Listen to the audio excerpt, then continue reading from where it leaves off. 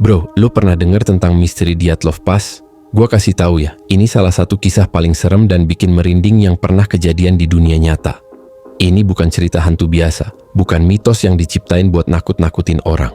Ini kejadian beneran yang sampai sekarang masih jadi teka-teki besar.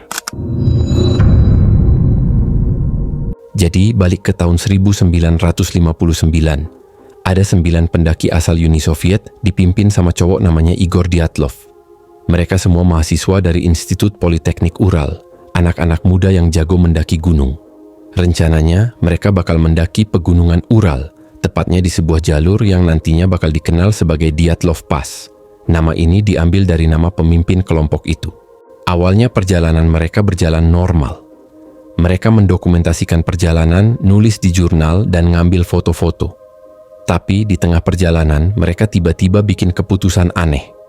Mereka mendirikan tenda di lereng gunung Kholat Shakhl, yang dalam bahasa suku Mansi artinya gunung kematian. Nah, ini udah mulai serem kan? Ngapain coba mereka ngecamp di tempat yang namanya aja udah serem begitu? Beberapa minggu setelah mereka berangkat, orang-orang mulai sadar kalau kelompok ini nggak balik sesuai jadwal. Tim pencari pun dikirim buat nyari mereka. Saat tim penyelamat nemuin tenda mereka, semua orang langsung merinding. Soalnya, tenda itu ketemu dalam keadaan rusak, kayak disayat dari dalam. Artinya, orang-orang di dalamnya sendiri yang motong tenda buat keluar dengan panik. Jasad para pendaki ditemukan berserakan di berbagai lokasi dalam kondisi yang nggak masuk akal. Ada yang ditemukan tanpa pakaian, padahal suhu di sana minus puluhan derajat. Ada yang kakinya patah kayak abis ditabrak mobil, padahal nggak ada jejak perkelahian atau serangan binatang buas.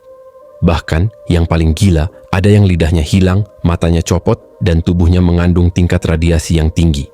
Seremnya lagi, nggak ada tanda-tanda pertarungan.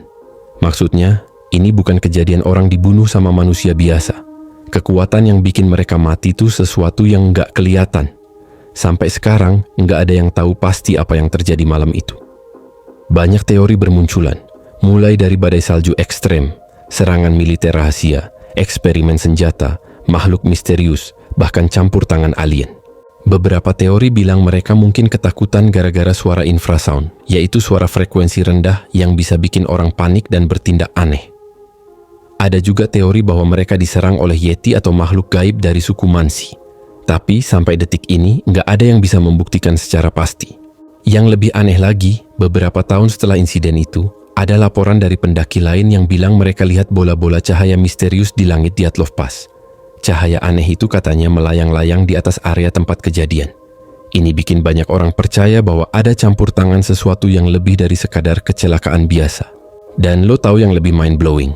Pemerintah Soviet waktu itu buru-buru nutup kasus ini dan menyimpulkan kalau mereka mati karena kekuatan alam yang tak bisa dijelaskan.